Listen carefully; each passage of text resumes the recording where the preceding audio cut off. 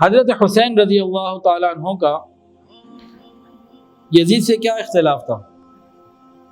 صرف یہ بات، ایک بات تھی۔ انہوں نے کہا، حضرت حسین رضی اللہ عنہ نے فرمایا کہ میں نے جناب رسول اللہ صلی اللہ علیہ وسلم کو اپنے نانا کو خواب میں دیکھا ہے، مجھے آپ صلی اللہ علیہ وسلم کی طرف سے حکم دیا ہے، میں اس حکم کو پورا کرنے جا رہا ہوں چاہے کچھ بھی گزر جائے۔ اب ذرا ایک خطبہ سن لیجئے اور ذرا دیکھ لیجئے کہ یزیدیت کیا ہے اور حسینیت کیا ہے۔ میں اور آپ حسینیت پر عمل کرنے والے ہیں یا یزیدیت پر عمل کرنے والے ہیں؟ تھوڑا سا یہ بھی غور کر لیجئے۔ ہمت اور جواں مردی کے ساتھ جدھر جاتے ہیں دشمن وہاں سے بھاگنے کی کوشش کرتا ہے، کرتے کرتے ان کے بیٹے شہید ہوئے، ان کے بھتیجے قاسم شہید ہوئے، یہ ان کی لاشیں رکھتے رہے ایک سائڈ کے اوپر، پھر اپنے چھوٹے بچے کو اپنے گود میں لیا، چھوٹا دودھ پیتا بچہ گود میں تھا، دشمن کی طرف سے ایک تیر آیا جو اس بچے کے گلے میں پیوست ہو گیا، وہ بچہ بھی شہید ہو گیا۔ اس وقت حضرت حسین رضی اللہ تعالیٰ نے معصوم بچے کا خون لے کے زمین میں بکھیر دیا اور یہ دعا کی، یا اللہ تو ہی ان ظالموں سے ہمارا انتقام لے۔ حضرت حسین رضی اللہ تعالیٰ نے بددعا دی تھی، تو جتنے لوگ بھی اس عمل میں شریک ہوئے سب کے سب عبرتناک موت مرے، کوئی جل کے مرا اور کسی کو قتل کیا گیا اور کسی کے ساتھ کوئی سلسلہ کیا گیا۔ اگر میں یوں کہوں کہ واقع کربلا شروع حضرت عثمان غنی رضی اللہ عنہ کی شہادت سے ہو رہا ہے تو شاید غلط نہ ہو، ایک نقطہ نظر کے حساب سے یہ بات بالکل ٹھیک ہو۔ کوئی ابھی بتا دے کہ کن تین بزرگوں کو ایک ہی وقت میں ایک ہی دن میں شہید کرنے کی پلاننگ کی گئی تھی، ابھی انعام ان کو نقد انشاءاللہ بیان کے فوراً بعد۔ واقع کربلا، اس کے بارے میں آج انشاءاللہ تعالی کچھ بات ہوگی۔ آج بہت سارے لوگوں کے اندر ایک جذبہ، ایک شوق ہے کہ کربلا کے واقعے کو سمجھنا، تو جن کو یہ شوق ہے کہ واقع کربلا کو سمجھیں، ان کو یہ شوق بھی ہونا چاہیے کہ پورے اسلام کو بھی سمجھیں، مزاج کو بھی سمجھیں جو شریعت کا ہے، پھر یہ واقعہ بھی اور بھی پوری چیزیں اچھے طریقے سے سمجھ آئیں گے۔ نبی کریم صلی اللہ علیہ وسلم کی پوری زندگی کو سمجھنا اور سننا اور پڑھنا یہ ہر مسلمان کا شوق ہونا چاہیے۔ سیرت کو پڑھنا سمجھنا ہر مسلمان کی ضرورت ہے، اور ایک تاریخ انسانی کا ایک عام عمل رہا ہے کہ کوئی بھی شخصیت جو بہت زیادہ مشہور ہو گئی ہو، کوئی ایک واقعہ جو بہت زیادہ مشہور ہو گیا ہو، اس میں وہ مسلمان ہے یا نہیں اس کی کوئی قید نہیں۔ یہ نبی کریم صلی اللہ علیہ وسلم کی امت ہے، یہ پچھلا کوئی واقعہ ہے جو واقعہ بہت زیادہ مشہور ہو جائے، ہم سب جانتے ہیں، جو پڑھے لکھے لوگ ہیں مانتے بھی ہیں، جانتے بھی ہیں کہ اس کے اندر ادھر ادھر کی باتیں بہت زیادہ شامل کر دی جاتی ہیں، اس کو افسانہ بنا دیا جاتا ہے، اس میں افراط اور تفریط دونوں ہوتے ہیں خوب۔ کچھ لوگ رائی کا پہاڑ بنا دیتے ہیں، کچھ پہاڑ کو رائی کر دیتے ہیں، یہ ہر جگہ ہے۔ کوئی بھی واقعہ، کوئی مسلمان کا ہو، غیر مسلم کا ہو، کوئی بھی، یہ ایک انسانی فطرت ہے۔ جس طرح سکندر کی زندگی کو دیکھ لیجئے، اور بہت سارے لوگ ملیں گے، ذوالقرنین کو دیکھ لیجئے، اور بہت سارے لوگ، حضرت سلیمان علیہ السلام کو دیکھ لیجئے، تو بہت ساری چیزیں ادھر ادھر کی شامل کی جاتی ہیں، یہ فطرت انسانی ہے۔ دور کیا جائے، ابھی چند دن پہلے، چند مہینے پہلے کو بابا جی عمرے پہ گئے تھے، ان کو پتہ نہیں کہاں کہاں ہم نے جوڑ دیا۔ تو ہم تو ایسے ہی ہیں۔ بالکل اسی طرح یہ کربلا کا واقعہ جو ہے نا، بہت زیادہ شہرت پا جانے کی وجہ سے بہت زیادہ افراط اور تفریط کا شکار، افسانوں کا شکار، اور یہاں صرف یہیں تک بات نہیں رہی جو ایک فطرت انسانی ہے کہ کسی بھی چیز کو، پر کو پرندہ بنا دینا، پرندے کو پر بنا دینا، رائی کو پہاڑ، پہاڑ کو رائی، یہ اس سے آگے بڑھ گیا، حساس نوعیت اختیار کر گیا کہ اس کو اسلام دشمن قوتوں نے استعمال بھی کیا۔ بہت ساری تاریخیں، بہت سارے واقعات غیروں نے لکھ کے اس واقعے میں شامل کی، کسی نے اس کو سازش کا حصہ بنایا اپنی، کسی نے اپنی سوچ کا حصہ بنایا، کسی نے اپنے دل کے جذبات کا حصہ بنایا، تو کسی نے کچھ بنایا۔ اب جب اس واقعے کو پڑھنے اور سننے اور سمجھنے کے لیے کوئی انسان نکلتا ہے تو صراط مستقیم پر قائم رہنا بڑا مشکل ہے، بہت مشکل ہو جاتا ہے۔ اس لیے اس سلسلے میں بہت محتاط ہونے کی ضرورت ہے۔ چند باتوں کو ہمیں اپنے پلے باندھ لینا چاہیے کہ تمام صحابہ کرام رضوان اللہ تعالی علیہم اجمعین، اللہ تعالیٰ نے ان سے جنت کا وعدہ کیا، اللہ ان سے راضی ہے۔ ہمیں کوئی حق نہیں پہنچتا کہ کسی بھی صحابی کے کسی بھی فیصلے کے اوپر ہم یہاں سینکڑوں سال بعد بیٹھ کے کوئی تبصرہ کریں، رائے دیں۔ سینکڑوں سال پہلے کے واقعات تو بہت دور کی بات ہے، اپنے ہی زندگی کے حالات پہ بندہ غور کرے تو کبھی کسی موقع پہ پھنسا ہوتا ہے اور ایک وہ عمل کر لیتا ہے، بعد میں وہ کسی کو بتاتا ہے تو کہتا ہے یہ کر لیتے، وہ کر لیتے، وہ کر لیتے۔ او بھائی، اس موقع پہ کیا تھا، ادھر آتے نا۔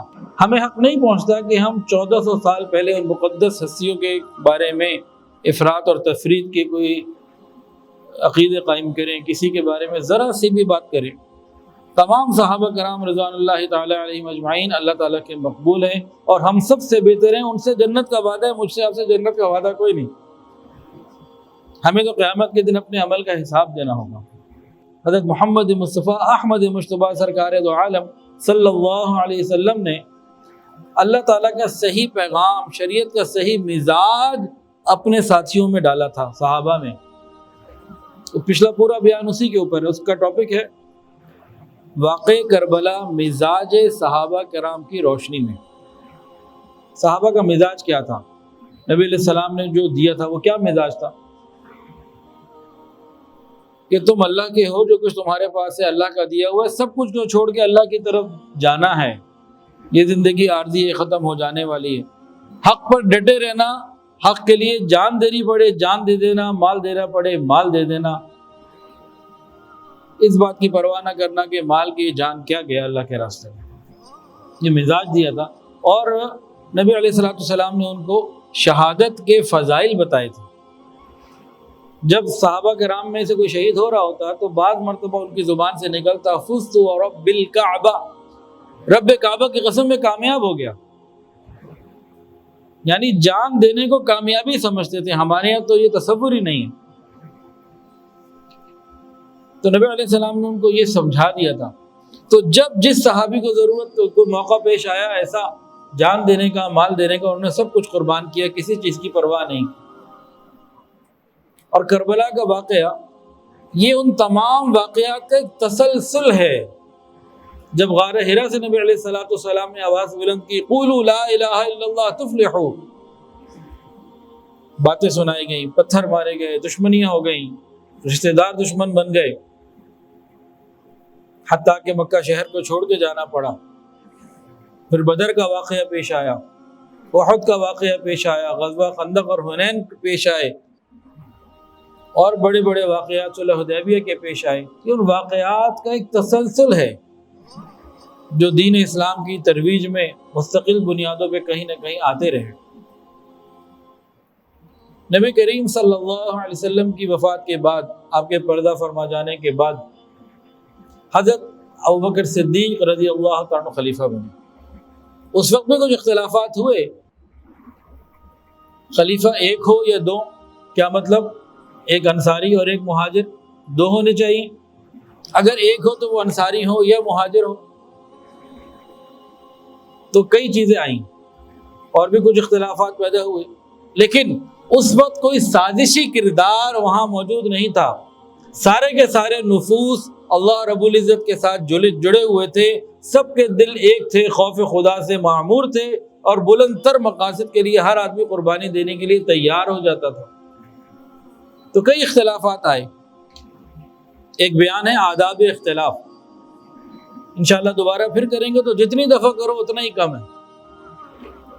یہ مل جائے گا انٹرنیٹ کے اوپر، عشق الہی فیس بک پہ اور یوٹیوب پہ، اس میں اس کی تفصیلات بیان کی گئیں۔ لیکن ان اختلافات کے باوجود دل ایک تھے، سازشی عناصر نہیں تھے باہر۔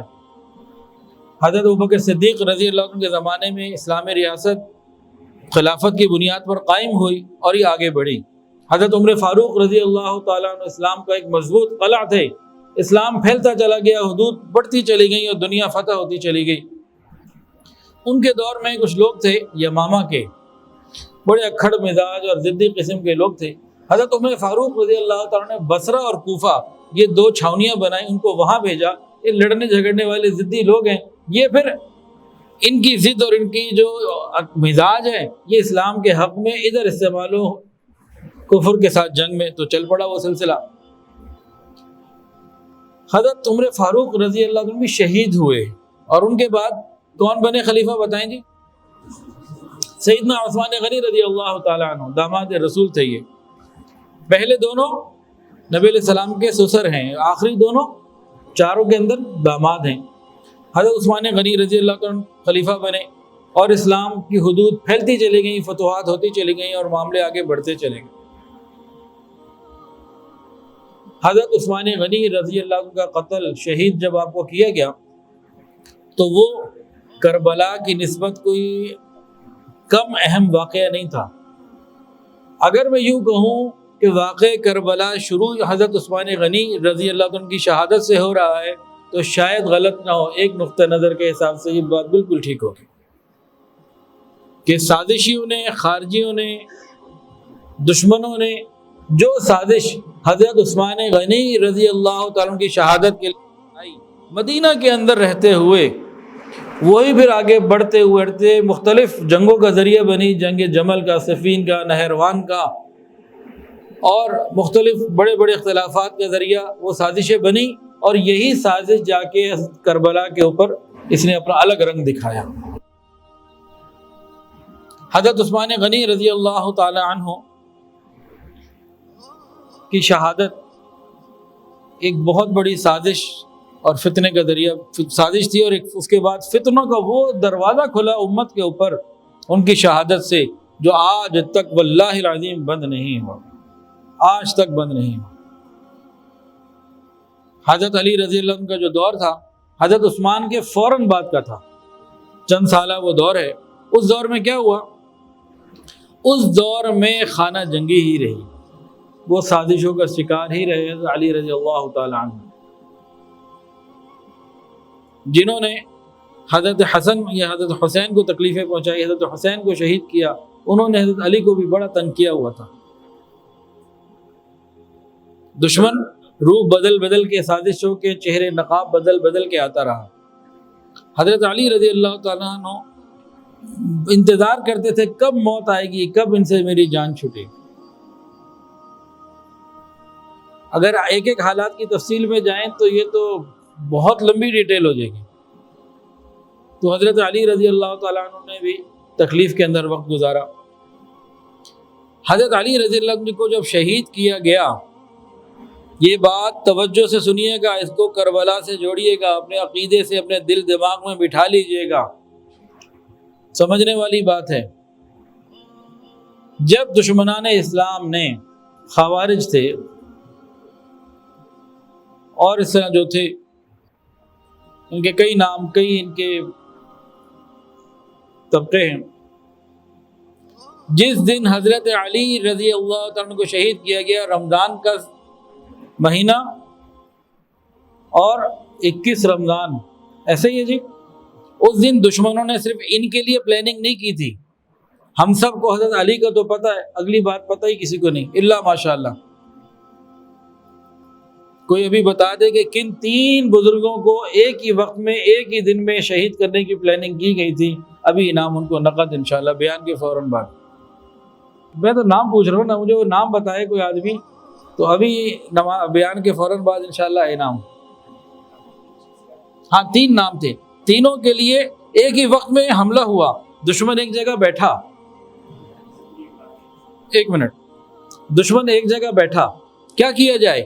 تینوں کے بارے میں کفر کے فتوے دیے، تینوں کو دشمن اسلام، خارج از اسلام قرار دیا، اور اس مشورے کے بعد 3 لوگ ارادے سے روانہ ہوئے، ایک دمشق، ایک کوفہ اور ایک مصر پہنچے، اور تینوں کے یہ تھا کہ جانے اور حملہ کرنا ہے۔ اب میں نے اور آسان کر دیا ہے، دمشق، کوفہ اور مصر۔ 3 نام بتائیں جی۔ حضرت معاویہ رضی اللہ عنہ دمشق میں، حضرت علی رضی اللہ عنہ کوفہ میں، حضرت عمر ابن عاص رضی اللہ تعالیٰ عنہ مصر میں، لے جی انعام ان کا پکا ہے، نماز کے بعد مغرب کے بعد ان کو 1000 روپے انعام دیتے ہیں انشاءاللہ، لے کے جانا ہے، میں بھول نہ جاؤں۔ یہ ایسے کتنے نہیں ملیں گے جن کو یہ پتا ہوگا، لاکھوں میں کوئی ایک ہوگا، ہزاروں میں بھی نہیں۔ اس کو سمجھیں، یہ دشمن کون ہے جو پلاننگ کر رہا ہے، تینوں کو کافر قرار دے رہا ہے، تینوں کو خارج اسلام قرار دے رہا ہے، تینوں کی پلاننگ ایک ہی دن میں، ایک دمشق میں، کوفہ میں، اور ایک مصر کے اندر۔ اب تینوں جو قتل کے ارادے سے نکلے تھے، ہوا کیا؟ اب آگے اللہ کی مرضی تھی، تقدیر کا لکھا سامنے آیا۔ ابن ملجم جو حضرت علی رضی اللہ عنہ کو ٹارگٹ کرنے کے لیے نکلا تھا، اس نے وار کی، حضرت علی کے اوپر وار کارگر ہو گئے۔ حضرت معاویہ رضی اللہ عنہ دمشق پہ اسی وقت حملہ کیا گیا، اسی نماز کے بعد، اسی رمضان میں، اسی 21 تاریخ کو فجر کے بعد وہ وار ہوا، لیکن آپ بچ گئے، زخمی ہوئے لیکن بچ گئے۔ اور تیسرا، عمر ابن عاص رضی اللہ عنہ کا پیٹ خراب ہو گیا، ان کو موشن لگ گئے، وہ مسجد جا ہی نہیں سکے فجر کے لیے، ان پہ وار نہیں ہو سکا۔ دشمن تینوں کو ایک نظر سے دیکھ رہا ہے، دشمن کی نظر تینوں پر ایک ہی کی ہے، ایک ہی نظر سے دیکھ رہا ہے، وہ حضرت علی رضی اللہ تعالیٰ عنہ، حضرت عمر ابن عاص، دشمن تینوں کو ایک ہی نظر سے دیکھ رہا ہے، چاہے وہ حضرت علی رضی اللہ تعالیٰ عنہ ہیں، چاہے حضرت معاویہ رضی اللہ تعالیٰ عنہ ہیں، اور چاہے عمر ابن عاص رضی اللہ تعالیٰ عنہ۔ اگر یہ بات سمجھ میں آ جائے نا تو اور بہت ساری باتیں سمجھ میں آ جائیں گی کہ دشمن کی نظر ایک ہے۔ ہاں، ایک شہید ہو گئے تو پھر اس نے اپنے وار بدلے، انداز بدلے، لیکن اسلام دشمنی پہ باقی رہے، انداز بدلتے رہے۔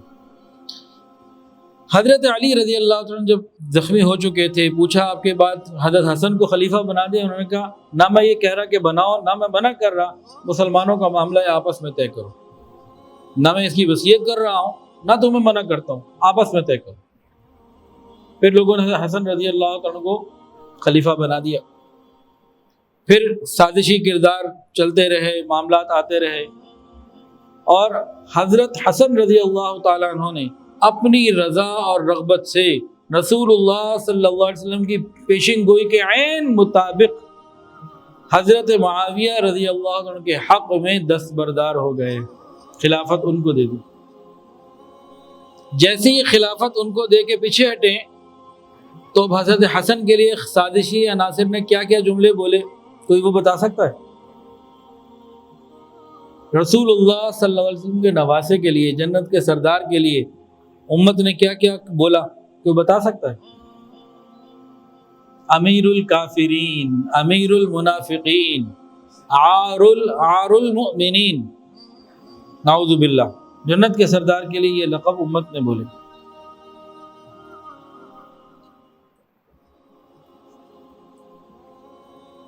حضرت معاویہ رضی اللہ تعالیٰ عنہ خلیفہ بنے تو 20 سال آپ کی خلافت رہی، اور کامل امن رہا، درمیان میں یہ جو سازشیں تھیں، یہ شورشیں نہیں اٹھ سکی، انہوں نے اس کو کنٹرول کیا، اس کے لیے مختلف طریقے انہوں نے اختیار کیے۔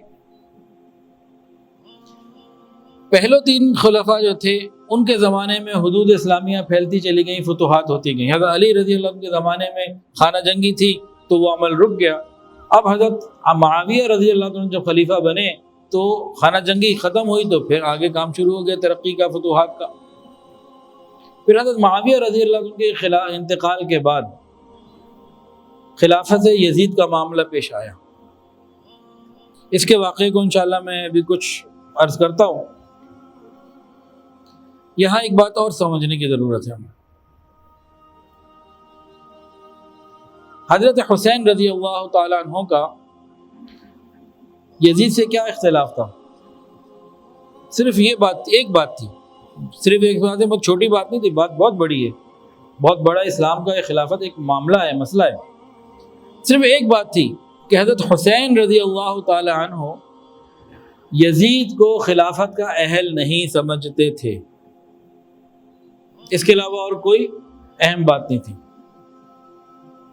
کہ وہ حضرت حسین رضی اللہ تعالی عنہ یزید کو خلافت کا اہل نہیں سمجھتے تھے، اس کے علاوہ کوئی اور بڑا مسئلہ نہیں تھا، یہی مسئلہ تھا۔ یہ بات سمجھ میں آ گئی کہ نہیں آئی؟ اگر یہ سمجھ میں آ گئی تو دماغ کے دریچوں کو کھولیں، یہ حسین کون ہے؟ نواسہ رسول، جگر گوشہ بطول، شجاعت حیدر کے وارث ہیں، نبوت کا خون اندر گزر رہا ہے۔ انہوں نے دیکھا اب آنے والا بندہ خلافت کے مطابق خلافت کے منصب کا اہل نہیں، تو انہوں نے بیعت نہیں کی۔ کیا مطلب؟ حضرت حسین رضی اللہ تعالیٰ عنہ کا یزید کے اوپر خلافت کے لیے تیار نہ ہونا، اور آپ سے پہلے سب کے لیے خلافت پہ تیار ہو جانا، سب کی خلافت پر بیعت کرنا۔ حضرت ابوبکر آئے، آپ نے خلافت پر بیعت کی، عمر آئے بیعت کی، عثمان آئے بیعت کی، ان کے والد علی آئے بیعت کی، حسن بڑے بھائی آئے بیعت کی، معاویہ رضی اللہ، حضرت یہ تمام صحابہ کرام رضوان اللہ تعالی علیہم 6 کے 6 آئے اور آپ نے بیعت کی۔ کیا مطلب؟ صاف ظاہر ہے اگر کوئی غلط استعمال کرے، مطلب یہ کہ جو حضرت حسین رضی اللہ عنہ کا خلافت کا پیمانہ تھا، پیرامیٹر سے وہ 6 اترتے تھے نا ان پہ پورے۔ کیا خیال ہے؟ یا کوئی اس میں اور آپ کے ذہن میں بات آ رہی ہے تو بتائیں۔ بھائی یہ جو 7واں بندہ آ رہا ہے یہ ان کے پیرامیٹرز پر پورا نہیں ہے، تو انہوں نے کہا میں نہیں کرتا، گویا کہ پچھلے 6 پیرامیٹرز پہ پورے تھے۔ آ رہی ہے بات سمجھ میں کہ نہیں آ رہی؟ اگر آ رہی ہے اس کا کیا مطلب ہے؟ اس کا مطلب یہ ہے کہ واقع کربلا خلافت راشدہ زندہ باد کا نعرہ لگا رہی ہے۔ ہاں اگر ان کے لیے یہ کہا جائے کہ پہلے انہوں نے مجبوری میں کی تھی، تو یہ تو پھر فضول کیا وہ لیم ایکسکیوزز اور فضول باتوں کا تو پھر کوئی جواب ہی نہیں ہے نا، اس کو کیا بولیں۔ ایک آدمی حق قبول ہی نہیں کرنا چاہتا تو پھر اس کے بارے میں اب کیا کہا جائے۔ تو بہرحال یہ جو واقعہ شروع ہوتا ہے کربلا کا، یہ صرف یزید کی خلافت سے شروع نہیں ہو رہا، یہ تو عثمان غنی رضی اللہ عنہ کی شہادت کے واقعے سے شروع ہو رہا ہے۔ ایک تسلسل ہے اسلام کے خلاف سازشوں کا، اور یہ تسلسل آج تک جاری ہے۔ اور آج تو میڈیا کی وجہ سے اور ہماری اپنی بے حیائیوں کی وجہ سے، ہماری اپنی لاپرواہیوں کی وجہ سے آج ہماری نوجوان نسل تو علماء کو برا سمجھنے لگی ہے۔ سمجھا دیا گیا علماء سے دور رہو، بابوں سے دور رہو، جو نبی کے وارث سے ان سے دور رہو، پھر کہاں جاؤ؟ پھر بھیڑ بکری بنیں گے جس کے مرضی استعمال میں آئیں گے۔ باطل کی ایک بہت آسان پہچان، جو آپ کو علماء سے دور کرے بس سمجھ لے یہ اہل باطل میں سے ہے۔ بہت آسان پہچان، مختلف طریقوں سے بڑے خوبصورت الفاظ سے تنگ کریں۔ اب ہم چلتے ہیں جی واقعہ کربلا کی کچھ تفصیلات کے اوپر۔ حضرت معاویہ رضی اللہ تعالیٰ عنہ کا انتقال ہو گیا، یزید فوری طور پر خلیفہ بن بیٹھا۔ حضرت معاویہ رضی اللہ کے زمانے میں بھی کئی احباب ایسے تھے جو یزید کی خلافت کے لیے مطمئن نہیں تھے، تیار نہیں تھے۔ وہ کون تھے؟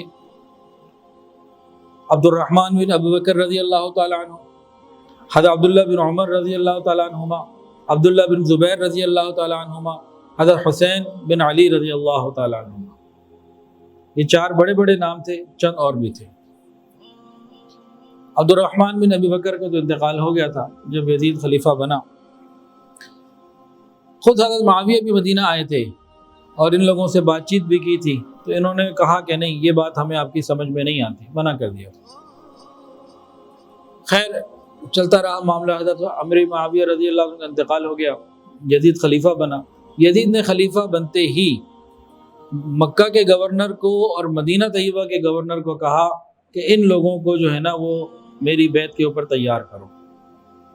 مدینہ طیبہ میں جو گورنر سے ان کو خط ملا، اس نے کسی اور کو اپنے مشورے کے لیے خاص آدمی کو بلایا، کیا کریں کہ یہ خط آیا ہے، اس میں 2 باتیں ہیں، ایک حضرت معاویہ رضی اللہ عنہ کی خلاف انتقال کی خبر ہے، اور یزید کی یہ بات ہے کہ بھئی میری بیعت لو ان سے۔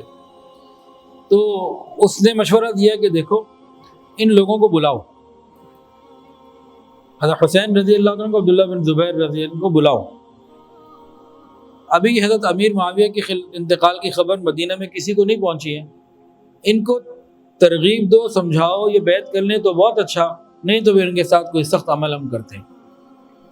میں نے کہا ٹھیک ہے، کسی قاصد کو بھیجا۔ اب قاصد پہنچا ان کے پاس، یہ دونوں مسجد میں بیٹھے ہوئے تھے، کہا آپ کو گورنر مدینہ نے بلایا ہے. انہوں نے کہا ٹھیک ہے آپ چلیں ہم آتے ہیں. بھیج دیا. قاصد کے جانے کے بعد دونوں نے کہا کہ یہ گورنر کے ملنے کا ٹائم تو ہے نہیں, یہ وقت تو ایسا نہیں ہے. تو مجھے یہ لگتا ہے, دونوں آپس میں بیٹھے ہوئے ہیں حضرت حسین رضی اللہ تعالیٰ عنہ اور عبداللہ بن زبیر رضی اللہ تعالیٰ عنہ, کہ لگتا ہے کہ امیر المومنین معاویہ رضی اللہ عنہ کا انتقال ہو گیا ہے, تو یہ یزید کی بیعت کے لیے ہمیں بلا رہا ہے, اور ہو سکتا ہے یہ ہمارے اوپر کوئی سختی بھی کرے. انہوں نے کہا ایسا ہے کہ ہم اکیلے نہیں جاتے, اور ہم جو ہے نا وہ اپنا کوئی انتظام کر کے جاتے ہیں, اب جانا بھی ہے. تو حضرت حسین رضی اللہ عنہ نے چند نوجوانوں کو ساتھ لیا اور وہاں جا کے ملنے چلے گئے یہ لوگ.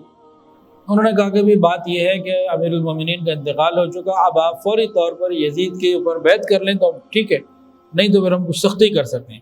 حضرت حسین رضی اللہ عنہ نے فرمایا کہ دیکھو بھائی, میں ایسا آدمی نہیں کہ بالکل تنہائی میں خاموشی میں چھپ کے یہ کام کروں, مجھے میرا وقار میرے مطابق نہیں یہ چیز, تو مجھے جو بھی کرنا ہوگا میں اعلان اعلان کروں گا. اور ان کی انتقال کے اوپر جو ہے ان کے لیے دعائے مغفرت بھی کی, اور آگے باہر جیسے تعزیت کرنا ہوتا.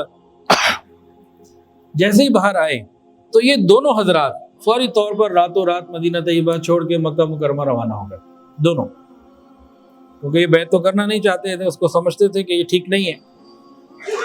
اب ان لوگوں نے پیچھے 2000 لوگوں کا لشکر روانہ کیا کہ ان کو پکڑ کے لاؤ زندہ یا جیسے بھی ہو. راستے میں ایک تھوڑی بہت جھڑپ بھی ہوئی, لیکن یہ لوگ بہرحال مکہ مکرمہ پہنچ گئے. حضرت حسین رضی اللہ عنہ جب مدینہ سے راستے میں تھے تو راستے میں عبداللہ بن مطیع رضی اللہ عنہ سے ملاقات ہوئی. انہوں نے پوچھا آپ کہاں جاتے ہیں؟ حضرت حسین سے پوچھا کہاں جا رہے ہیں؟ انہوں نے فرمایا کہ ابھی تو میں مکہ مکرمہ جا رہا ہوں, بعد میں استخارہ کروں گا کہ میں کیا کروں. عبداللہ بن مطیع نے اسی وقت کہا میں آپ کو بہت خیر خواہی والا مشورہ دے رہا ہوں, آپ مکہ مکرمہ میں ہی رہیں, آپ کوفہ کا بالکل رخ نہ کریں, وہ بڑا منحوس شہر ہے, اسی میں آپ کے والد ماجد قتل کیے گئے اور آپ کے بھائی کو بے یار و مددگار چھوڑا گیا, آپ نے وہاں نہیں جانا. یعنی لوگوں کے اندر اندازہ تھا کہ کوفہ یہ جا سکتے ہیں. حضرت حسین رضی اللہ عنہ مکہ مکرمہ مقیم ہو گئے. جیسے ہی مکہ مکرمہ یہ گئے تو مختلف طرح کے جب خبر مل گئی نا امیر المومنین معاویہ رضی اللہ عنہ کا انتقال ہو گیا, تو لوگ ان سے بھی ملنے آنے لگے. اب اہل کوفہ انہوں نے مختلف وفود بھیجے, خطوط بھیجے حضرت حسین رضی اللہ عنہ کو مکہ مکرمہ میں کہ آپ آئیے, ہم آپ کے ہاتھ پر بیعت کرنا چاہتے ہیں, ہم یزید کو نہیں مانتے, ہم آپ کا انتظار کر رہے ہیں, آپ کے لیے اپنا جان مال وقت سب قربان کر دیں گے, آپ آئیں. بار بار وفود آئے اور تقریباً 900 خطوط آئے, تھیلے بھرے ہوئے تھے خطوط سے اہل کوفہ کے, جس کو بعد میں وہ پیش بھی کرتے رہے عبید اللہ بن زیاد اور باقی لوگوں کے سامنے جب وہ کربلا پہنچ چکے تھے. اب جناب علی حضرت حسین رضی اللہ عنہ کے ذہن میں آیا کہ وہاں جانا چاہیے. مشورہ کیا تو ایک بڑا بہترین فیصلہ کیا کہ خود جانے سے پہلے کسی کو بھیجا جائے. انہوں نے اپنے چچا زاد بھائی حضرت مسلم بن عقیل کو بھیجا کہ جائیں اور آپ جا کے حالات کی تحقیق کریں, اگر آپ محسوس کریں کہ کوفہ کے حالات میرے لیے سازگار ہیں تو مجھے خط لکھیں, میں آ جاؤں گا, اور اگر آپ محسوس کریں کہ نہیں آنا چاہیے تو میں مکہ میں ہوں, ٹھیک ہوں. مسلم بن عقیل یہاں سے روانہ ہو گئے اور یہ کوفہ کے لیے راستے میں مدینہ پہنچے. وہاں جا کے انہوں نے صلاۃ والسلام پیش کیا اور پھر بہرحال یہ کوفہ پہنچ گئے. مسلم بن عقیل جب کوفہ پہنچے تو دن کیا رات کیا صبح کیا شام کیا, یہ کوفہ کے لوگ آتے رہے بیعت ہوتے رہے. مسلم بن عقیل رحمۃ اللہ علیہ مسلم بن عقیل رضی اللہ تعالیٰ عنہ کے چند روز کے قیام میں تقریباً 18,000 لوگ نے صرف اور صرف کوفہ شہر سے بیعت کر لی حضرت حسین کے نام کے اوپر کہ بھی ہم ان کے لیے آپ سے بیعت کرتے ہیں. مسلم بن عقیل نے جب یہ دیکھا, ہے تو بڑا زبردست کام ہے, سارے اہل کوفہ ہمارے ساتھ ہیں. انہوں نے خط لکھا. کیا خط لکھا بتائیں, کیا لکھنا چاہیے تھا؟ حضرت حسین نے کیوں بھیجا تھا؟ ساتھ ساتھ سن رہے ہیں, جاگ رہے ہیں, سو رہے ہیں؟ کیوں بھیجا تھا؟ حالات کی اطلاع. تو حالات سازگار تھے کہ ناسازگار؟ سازگار تھے، فوراً خط لکھا آ جائیں، حالات سازگار ہیں۔ ادھر سے خط روانہ ہوا، اب قاصد لے کے جا رہا ہے۔ اس زمانے کی جو کمیونیکیشن ایسی تو تھی نہیں، اب قاصد نے پیدل یا سواری پہ جانا ہے تو کئی دن لگنے، آج کل کی جو کمیونیکیشن ہے موبائل وغیرہ تو تھے نہیں۔ اب جناب علی قاصد ادھر روانہ ہوا، ادھر سے معاملہ بدل گیا۔ یہاں کوفہ کے اندر ایک شخص تھا، اس نے عبید اللہ بن زیاد کو خط لکھا کہ دیکھو جو کوفہ کا گورنر ہے نا، یا تو یہ کمزور ہے، یہ کمزور بن رہا ہے، یہ کر کچھ نہیں رہا۔ مسلم بن عقیل آئے ہوئے ہیں اور یہ سب کچھ ہو چکا ہے، اور اگر تمہیں کوفہ کی کوئی پرواہ ہے تو آ جاؤ ادھر۔ تو نعمان بن بشیر جو تھے وہ اہل بیت کا احترام بھی کرتے تھے اور وہ نرم دل رکھتے تھے۔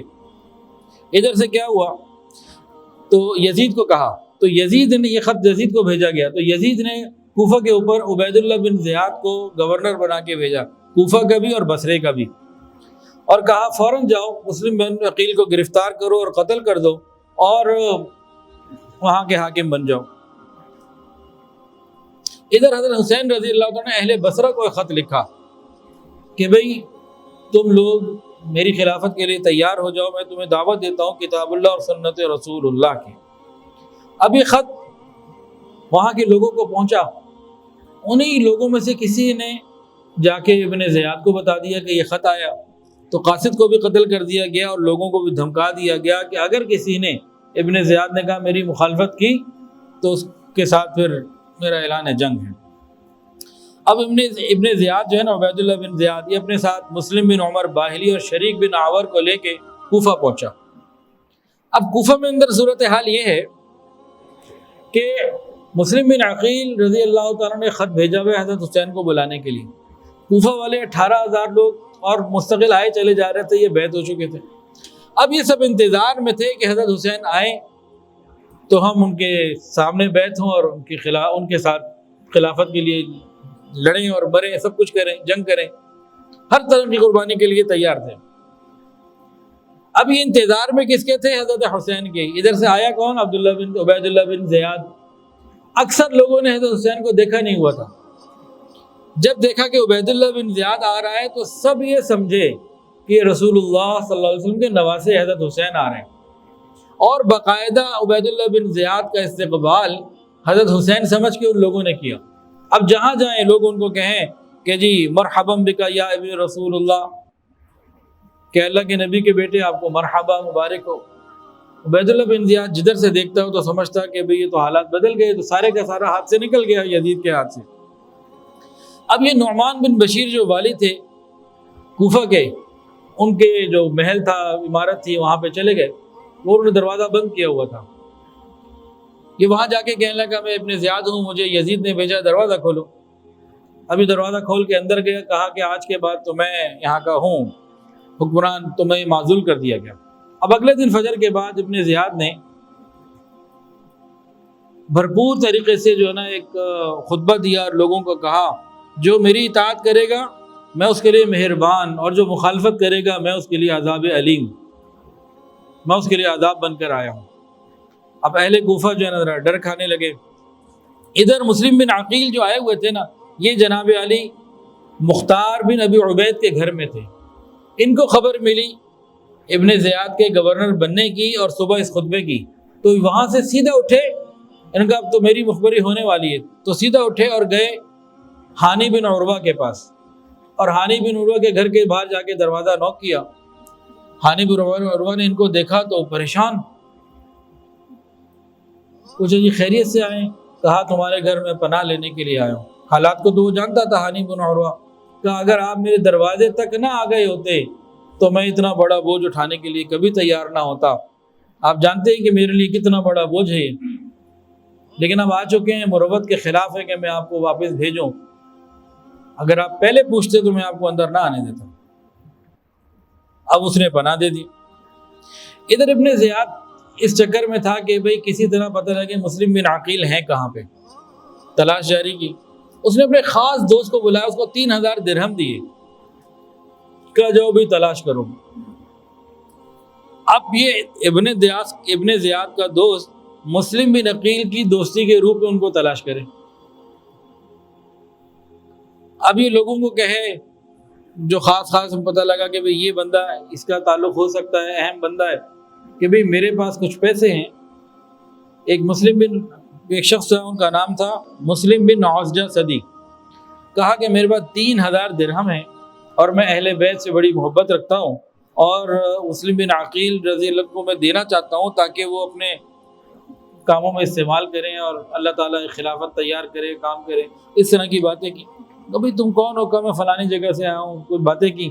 کئی دن وہ اس کو بلاتے رہے، کئی دن آنا جانا رہا، کئی دن میں ان کو اندازہ ہو گیا کہ بندہ صحیح ہے، یہ کوئی گڑبڑ نہیں ہے، کوئی جاسوس نہیں ہے۔ ملاقات کروا دی، بتا دیا کہاں پر ہیں۔ اب جناب ابن زیاد کو پتہ لگ گیا، اس طریقے سے پتہ لگ گیا، 3000 درہم جو ایڈ بھیجی اس نے تو پتہ لگ گیا۔ اب ہانی بن عروہ کے گھر میں تھے، ہانی بن عروہ قدرتاً بیمار ہو گئے۔ اب ابن زیاد کو جیسے ہی پتہ لگا کہ ہانی بن عروہ کے گھر ہے اور ہانی بن عروہ بیمار بھی ہو گیا، تو اس نے کہا جی میں نے تو عیادت کرنے آنا ہے، پیغام بھیجا۔ اب ہانی بن عروہ کے گھر میں ابن زیاد نے آنا ہے۔ ہانی بن عروہ کو وہاں پہ ایک صاحب نے مشورہ دیا، اور مسلم بن عقیل کو بھی مشورہ دیا کہ یہ بدبخت رات کو آ رہا ہے، شام کو آپ سے ملنے، آپ اس پہ قدرت پائیں، اس کو قتل کر دیں، ختم کریں معاملے کو۔ پتہ ان دونوں نے کیا جواب دیا؟ کہا کہ نہیں، یہ شرافت کے خلاف ہے، یہ اچھا نہیں لگتا، اس طرح کسی کو دھوکہ دینا، یہ کرنا۔ اللہ اکبر کبیرہ۔ بات صرف اتنی ہے، اگر ہمیں سمجھ میں آ جائے، جو اہل حق ہوتے ہیں نا، اور خصوصاً ان میں بھی اہل بیت، ان کی کیا شان ہے، کیا ان کے کہنے، وہ ہر وقت یہ دیکھتے ہیں کہ میرے ہر کام میں، ہر قدم میں اللہ کی رضا ہے کہ ناراضگی، یہ اتباع سنت کے ساتھ ہے، یہ اتباع سنت کے خلاف ہے، اور یہ جو ہمارے معاشرے کی اچھی اعلیٰ اقدار ہیں، ویلیوز ہیں، ان کے مطابق ہے یا ان سے ہٹ کے۔ ان ساری چیزوں کو دیکھتے ہیں، جن 3 چیزوں کو ہم بالکل بھول چکے، اللہ کا حکم بھی بھول چکے، نبی کی سنت بھی بھول چکے، اللہ تعالیٰ کا ہم حکم بھی بھول چکے، نبی صلی اللہ علیہ وسلم کی سنت بھی بھول چکے، اور اپنے معاشرے کی جو اچھی اقدار ہیں ان کو بھی بھول چکے۔ جو اہل حق ہوتے ہیں ان 3 چیزوں کو دیکھتے ہیں، پھر آگے بڑھتے ہیں۔ اس کی پرواہ نہیں ہوتی کہ ہمارا نفع کیا ہے، نقصان کیا ہے۔ کیوں؟ وہ سمجھتے یہی ہے کہ اللہ کا حکم پورا کرنے میں نفع ہے۔ خیر، ہانی بن عروہ کے گھر یہ آ بھی گئے، اور ہانی بن عروہ کو انہوں نے بلا بھی لیا بعد میں، پہلے تو عیادت کر کے گیا، پھر بعد میں بلا لیا، اور ہانی بن عروہ کے اوپر تشدد بھی کیا۔ ہانی بن عروہ نے کہا دیکھو میرا قتل تمہیں جو ہے نا آسان نہیں رہے گا، میرے پیچھے بہت لوگ ہیں، تمہارے لیے مسئلہ کھڑا ہو جائے گا۔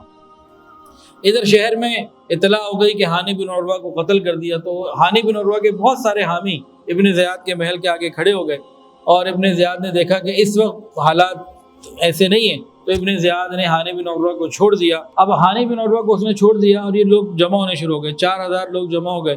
اس کے بعد مسلم بن عقیل رضی اللہ عنہ کو بھی جو خبر ملی، یہ بھی باہر آ گئے، اور ایک بہت بڑی تعداد میں لوگ مسلم بن عقیل اور ہانی بن عروہ اور حضرت حسین رضی اللہ عنہ کی حمایت میں یہاں پہ کھڑے ہو گئے، اور اس کے محل کا جو قصر عمارت تھی اس کا محاصرہ کر لیا، جس میں عبید اللہ بن زیاد تھا۔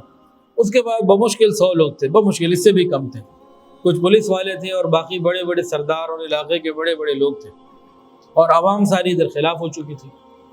عبید اللہ بن زیاد نے جب ان معاملے کو دیکھا تو اپنے پاس جو بڑے بڑے سرداران تھے ان کو کہا تمہیں اتنے اتنے پیسے ملیں گے، اتنے اتنے عہدے ملیں گے، فلاں فلاں ملے گا، اپنی اپنی قوم کے اور اپنے اپنے حلقہ اثر کے لوگوں کو باہر سے ہٹاؤ، چاہے مال کی لالچ دو، عہدے کی لالچ دو، یا سزا کیا خوف سناؤ، کوئی بھی طریقہ اختیار کرو۔ اب یہ لوگ آئے، انہوں نے اپنے اپنے لوگوں کو جو کوفہ کے تھے مختلف طریقوں سے سمجھانا شروع کیا، اور مسلم بن عقیل رضی اللہ عنہ کے ساتھ جو ہزاروں کی تعداد میں مجمع تھا، یہ آہستہ آہستہ جاتے جاتے سارے بھاگ گئے، ایک بھی کوفہ والا باقی نہ رہا، آپ اکیلے رہ گئے تنے تنہا، سارے کے سارے تھوڑی دیر میں غائب ہو گئے۔ اب مسلم بن عقیل تنے تنہا کوفہ کے گلی کوچوں میں پھر رہے تھے، تو ایک گھر کے آگے بیٹھ گئے، وہ گھر کسی عورت کا تھا، ان کا بیٹا بلال کہیں باہر گیا ہوا تھا، اسی حالات کو دیکھنے میں کسی جگہ پہ تھا، گھر پہ نہیں تھا۔ ماں نے پوچھا کہ بھئی خیریت ہے؟ کہ مجھے پانی پلا دیجیے، پانی پلایا، نہیں بیٹھے رہے، یہاں جاتے کیوں نہیں؟ 3 دفعہ کہا ان کا میرا کوئی گھر نہیں ہے، میں آپ کے گھر میں پناہ لینا چاہتا ہوں، اور مسلم بن عقیل میں ہوں۔ اس عورت نے ان کو پناہ دے دی اور ان کو کھانا بھی کھلایا، کھانا بھی پیش کیا، انہوں نے کھانا نہیں کھایا۔ بیٹا جب آیا تو بیٹے نے محسوس کیا کہ گھر میں کچھ ہے، ماں سے پوچھا تو ماں نے نہیں بتایا، تو اس بیٹے نے اصرار کیا کہ آپ اندر بار بار جو جا رہی ہیں کیا مسئلہ ہے؟ تو پھر ماں نے کہا بیٹا کسی کو بتانا نہیں، اس طرح مسلم بن عقیل ہمارے گھر میں۔ ادھر ابن زیاد نے کنٹرول پورا کر لیا تھا اور لوگ سارے بھاگ گئے تھے، تو ابن زیاد نے جو گورنر تھا اس کا دوسرا جو آگے پولیس کا بندہ تھا اس کو کہا کہ دیکھو بھائی شہر کے سارے آنے جانے کے راستے بند کرو اور ہر گھر کی تلاشی لو اور مسلم بن عقیل کو میرے سامنے پیش کرو۔ جب بلال کو پتہ لگا کہ ہر گھر کی تلاشی لی جا رہی ہے تو بلال نے خود جا کے خبر دے دی کہ بھئی میرے ہی گھر میں موجود ہے، کہیں جانے کی ضرورت نہیں، آ جاؤ۔ اب جو پولیس کا جو بڑا تھا ان کو 70 لوگوں کو لے کے نکلا، ان کے گھر کا محاصرہ کیا، بلال کے گھر کے اس عورت کے گھر کا محاصرہ کیا۔ مسلم بن عقیل رضی اللہ عنہ نے 70 لوگوں کا مقابلہ کیا، بہرحال وہ 70 حاوی آئے، اور مسلم بن عقیل رضی اللہ عنہ بہت زخمی ہو چکے تھے۔ وہاں جو ان کا بڑا تھا اس نے کہا کہ بھئی میں آپ کو امان دیتا ہوں، آپ محمد بن اشعث نام تھا، محمد بن اشعث جو پولیس کا بڑا تھا، انہوں نے کہا میں آپ کو امان دیتا ہوں، آپ کی جان کی حفاظت کی جائے گی، اپنی جان حوالے کر دو۔ اب یہ کافی لڑکے تھک بھی چکے تھے، زخمی بھی ہو چکے تھے، بہرحال انہوں نے جو ہے نا امان کو قبول کیا اور اپنے آپ کو حوالے کر دیا۔ جیسے ہی ان کو گھوڑے پہ بیٹھنے کا موقع ملا، بیٹھنے لگے تو ان لوگوں نے ان کے سارے ہتھیار چھین لینے کی کوشش کی، تو ہتھیار اتار لیں، یہ کون سی بات ہے، تم مجھے امان دے چکے ہو، تو یہ تو پہلی خلاف ورزی ہے، اس کا مطلب ہے تم نے جھوٹ بولا۔ خیر یہ لوگ لے کے عبید اللہ بن زیاد کے پاس حاضر ہوئے کہ جی یہ مسلم بن عقیل ہیں۔ مسلم بن عقیل کو جب انہوں نے دیکھا تو مارا بھی، تشدد بھی کیا، اور کہا کہ بس آج آپ کو بھی ہم نے ختم کر دینا ہے۔ کہ جی مجھے امان دی گئی ہے، کبھی اس کو تو امان دے کے تھوڑی بھیجا تھا، گرفتاری کا حکم دے کے بھیجا تھا، آپ کے وارنٹ دے کے بھیجا تھا، امان کو تو اختیار اس کے پاس ہے ہی نہیں، آپ کو جو ہے وہ شہید کیا جائے گا۔ ادھر کیا ہوا، حضرت حسین رضی اللہ عنہ کو خط راستے میں مل گیا تھا کہ حالات کی تبدیلی کا، لیکن وہ آگے بڑھتے رہے۔ بہرحال مسلم بن عقیل کو شہید کرنے کے لیے تیاریاں ہو گئیں۔ مسلم بن عقیل نے اس وقت ایک بات کہی، یہ بات بھی میرے اور آپ کے سمجھنے والی ہے۔ انہوں نے کہا کہ میں کچھ وصیت کرنا چاہتا ہوں، مجھے وصیت کرنے کا موقع دو۔ تو عبید اللہ بن زیاد نے کہا ٹھیک ہے وصیت جو کرنی ہے کرو۔ تو وہاں ایک صاحب تھے عمر بن سعد، مسلم بن عقیل نے ان کو بلایا، 2 باتیں کہیں، کہا کہ میں 700 درہم کا مقروض ہوں کوفہ میں فلاں آدمی کا، تم اپنی طرف سے تمہارے پاس مال ہے تم میرا قرضہ ادا کر دو تاکہ میں اللہ کے سامنے جب پیش ہوں تو میرے اوپر کوئی قرضہ نہ ہو۔ کیا کبھی ہمیں بھی ایسی سوچ آتی ہے؟ اور دوسرا یہ کہا کہ حضرت حسین رضی اللہ عنہ کو میں خط لکھ چکا ہوں، حالات ہمارے حق میں آ جائیے، لیکن اب حالات کی تبدیلی کی اطلاع آپ نے ان کو دینی ہے۔ تو عمر بن سعد نے کہا کہ اس نے پوچھا ابن زیاد سے کہ میں کیا کروں؟ تو ابن زیاد نے کہا کہ ٹھیک ہے، جو بھی امین لوگ ہوتے ہیں یہ کسی کے مال میں خیانت نہیں کرتے، قرضہ تو تم ادا کر دو۔ اور دوسری بات کہ بھئی اگر حسین رضی اللہ عنہ سے لڑنے آئیں گے تو میں لڑوں گا، نہیں آئیں گے تو میں نہیں لڑتا۔ تو بہرحال یہ واقعہ جس طرح سے ہوا اور اس نے وصیت پوری کی اور حضرت حسین رضی اللہ عنہ کو راستے میں اطلاع دی گئی۔ مسلم بن عقیل کو بھی شہید کیا گیا، بعد میں ہانی بن عروہ کو بھی شہید کیا گیا۔ یہ سارے واقعات ابھی تک ہم نے جو سنے، کون سا پس منظر تھا؟ کیا تھا کہ حضرت حسین رضی اللہ تعالیٰ عنہ کو کوفہ والوں کے خطوط ملے اور وفود آئے، ڈیلیگیشن آئے کہ آپ آئیں۔ انہوں نے مسلم بن عقیل کو بھیجا، انہوں نے یہاں آئے، بیعت کی، 18,000 لوگوں نے بیعت کی، اطلاع دی آ جائے۔ ادھر سے حالات نے پلٹا کھایا۔ نعمان بن بشیر جو کوفہ کے گورنر تھے ان کو ہٹا کے ابن زیاد کو گورنر بنا دیا گیا۔ اب حالات مخالف ہو گئے، بالکل چینج ہو گئے۔ یہ اس طرف کا پس منظر تھا۔ اب حضرت حسین رضی اللہ تعالیٰ عنہ یہاں سے روانگی کا ارادہ کر رہے ہیں مکہ مکرمہ سے کوفہ جانے کے لیے۔ اب اس طرف کی چند باتیں سن لیجئے۔ جیسے ہی حضرت حسین رضی اللہ عنہ کی اطلاع کی خبر، یہ حضرت حسین رضی اللہ عنہ کے اس ارادے کی خبر ملی کہ آپ کوفہ جانا چاہتے ہیں، تو تقریباً ہر آدمی نے آپ کو مشورہ دیا کہ آپ یہ کام نہ کریں۔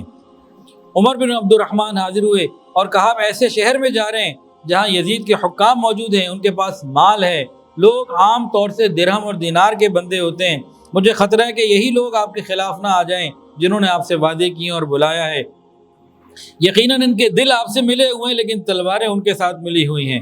حضرت حسین نے عمر بن عبد الرحمن رضی اللہ عنہ کا مشورہ سنا اور کہا آپ کا مشورہ دینے کا شکریہ، میں انشاءاللہ دیکھتا ہوں۔ اس کے بعد عبداللہ بن عباس رضی اللہ تعالیٰ عنہ تشریف لائے، کہنے لگے یہ میں کیا سن رہا ہوں، کیا ارادہ ہے آپ کا؟ کہا کہ میں بس کسی وقت بھی آج کل میں جانا چاہتا ہوں، میرا ارادہ یہ ہے میں جاؤں گا۔ عبداللہ بن عباس نے کہا بھائی میں آپ کو خدا کی پناہ دیتا ہوں، آپ کیوں جا رہے ہیں؟ کیا ان لوگوں نے ابن زیاد کو ختم کر دیا ہے؟ کیا انہوں نے کوفہ پر قبضہ کر لیا ہے؟ کیا انہوں نے آپ کے دشمنوں کے لیے کچھ کیا ہے، خلاف کچھ کیا ہے؟ کیا انہوں نے کیا آپ کے لیے؟ کیا وہ شہر پر قبضہ کر چکے؟ کیا اپنے دشمن کو نکال چکے ہیں؟ آپ کے لیے کیا کیا ہے انہوں نے؟ اگر تو یہ سب کچھ کر چکے ہیں تو آپ جائیے، ورنہ آپ خدا کے لیے مت جائیے۔ انہوں نے کہا اچھا ٹھیک ہے، آپ کا مشورہ بہت اچھا ہے، میں اس پہ غور کرتا ہوں، دیکھتا ہوں۔ حضرت عبداللہ بن عباس رضی اللہ عنہ اگلے دن پھر آ گئے، کہنے لگے کہ مجھے صبر نہیں ہو رہا، مجھے برداشت نہیں ہو رہا، رہا نہیں جا رہا، آپ خدا کے لیے مت جائیں، کوئی وہاں آپ کے لیے عافیت والی جگہ نہیں ہے، آپ بالکل نہ جائیں۔ انہوں نے آپ کے باپ اور بھائی کے ساتھ بھی برا کیا تھا، آپ کیوں آ جاتے ہیں؟ انہوں نے کہا نہیں میرا تو ارادہ ہے میں جاؤں گا۔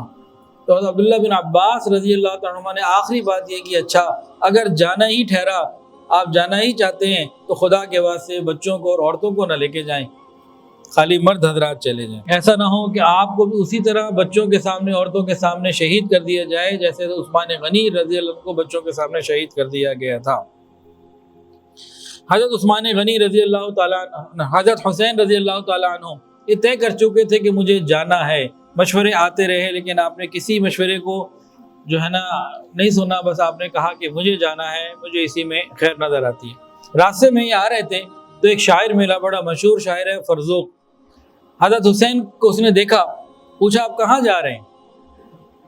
تو حضرت حسین رضی اللہ عنہ اس کی بات کو کاٹ کر یہ بتایا کہ تم یہ بتاؤ کہ اہل عراق اور کوفہ کو کس حال میں چھوڑ کر آئے ہو، ان کی ذرا کیفیت بتاؤ۔ تو فرزوق نے کہا اچھا ہوا آپ نے ایک واقف حال، ایک ایسے آدمی سے جو تجربہ کار ہے، پوری نظر رکھتا ہے، ایسی بات پوچھی، میں آپ کو بتاتا ہوں۔ اس شاعر نے کہا اہل عراق کے قلوب آپ کے ساتھ ہیں لیکن ان کی تلواریں بنی امیہ کے ساتھ ہیں، اور تقدیر آسمان سے نازل ہوتی ہے اور اللہ جو چاہتا ہے کرتا ہے۔ یعنی اس نے بھی یہی کہا کہ حالات وہاں آپ کے خلاف ہیں۔ اب یہ روانہ ہو چکے تھے تو راستے میں یہ تھے تو عبداللہ بن جعفر رضی اللہ تعالیٰ عنہ، ان کو جب پتہ چلا کہ یہ مکہ سے روانہ ہو چکے ہیں تو فوری طور پر اپنے 2 بیٹوں کو بھیجا کہ جاؤ راستے میں ان کو روکو کہ آگے مت بڑھے، کوفہ مت جائے، اور ان کو بتاؤ کہ میں آ رہا ہوں۔ اپنے بیٹوں کو بھیج کے یہ مکہ مکرمہ کے گورنر کے پاس گئے، کہا دیکھو حضرت حسین کے لیے امن کا مجھے پروانہ لکھ کے دو، میں ابھی جا رہا ہوں ان کو واپس لانے کی کوشش کرتا ہوں۔ گورنر مکہ نے پروانہ لکھ دیا کہ ٹھیک ہے وہ آئیں، کوئی مسئلہ نہیں، امن کے ساتھ واپس آ جائیں۔ عبداللہ بن جعفر کے دونوں بیٹے حضرت حسین کو راستے میں ملے، کہا کہ والد صاحب نے پیغام بھیجا ہے، بالکل آگے مت بڑھیں، ایسا کوئی نہ کام کیجیے، اور وہ بھی آ رہے ہیں، پیچھے سے وہ بھی آ گئے تھوڑی دیر میں۔ کہا جی یہ میں والی مکہ کی طرف سے، گورنر مکہ کی طرف سے آپ کے لیے لیٹر لے کر آیا ہوں امن کا، آپ واپس چلیں۔ انہوں نے کہا نہیں میں نے تو جانا ہے، انہوں نے بہت ضد کی آپ واپس آ جائیں۔